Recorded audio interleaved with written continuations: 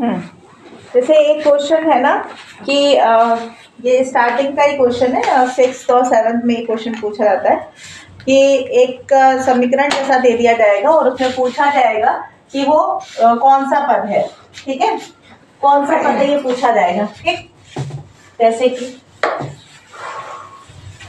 हम यहाँ पे बात करते हैं पद की, ठीक है, इंग्लिश में हम कहेंगे टर्म, इंग्लिश में क्या कहेंगे, टर्म कहेंगे, ठीक है। जैसे मान लो यहाँ पे दिया गया है 2x, ठीक है।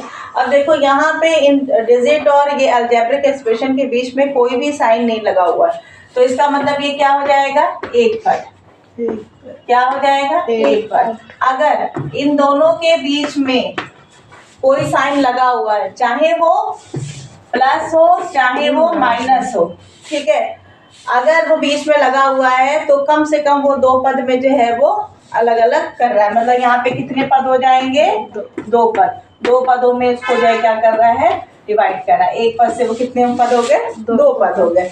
अगर मान लीजिए 4x plus 3z plus 4y अगर ऐसे दिया है, ठीक है, तो यहाँ पे देखो कितने प्लस लगे हैं, एक दो, ठीक है ना। अब दो प्लस तो लगे हुए, साथ ही साथ कितने भागों में डिवाइड हो गया, एक तो ये हो गया, एक तो ये हो गया और एक तो ये हो गया, कितने पद हो गए यहाँ पे, 3 पद, ठीक है। इसी तरीके से और भी अगर हम कहें चतुर्थ पद, पंच पद, अभी तक तो हम लोग 3 पद ही जो है वो पढ़ते आ रहे हैं। अब यहाँ जो हमने बोला है ना कि प्लस या माइनस, यही जो है किसी भी पद को अलग कर सकते हैं। कैसे भाई, जैसे मान लीजिए 2x प्लस वाई है, तो इन दोनों को क्या आपस में जोड़ सकते हो, नहीं जोड़ सकते, क्योंकि ये इसकी अलग वैल्यू, यहाँ पे x है और यहाँ पे क्या है y। ये हम पहले भी बहुत सारे वीडियोस में बता चुके हैं कि जब भाई अवस्थाएं दोनों सेम होंगी या दोनों की जात पात अमीरी गरीबी देखा जाता है रिश्ते बनाने के लिए, तो यहाँ पे भी रिश्ते बनेंगे, तो अब सब देखा जाएगा तभी जाके रिश्ते बनेंगे, ठीक है। इसी तरीके से देखो यहाँ पे इसके पास x है, इसके पास y है, इसका मतलब ये दोनों जो है आपस में जुड़ नहीं सकते किसी भी कीमत से नहीं, ठीक है।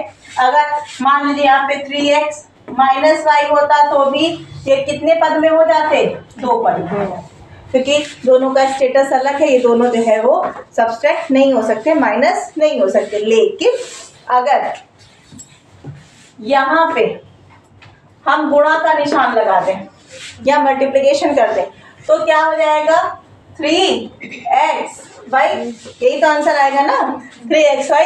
तो देखो यहाँ पे गुणा होने के बाद कितने पद आ रहे हैं, एक ही पद तो आ रहा है, एक ही पद तो है, यहाँ पे कोई प्लस माइनस का नहीं है साइन, एक ही पद है।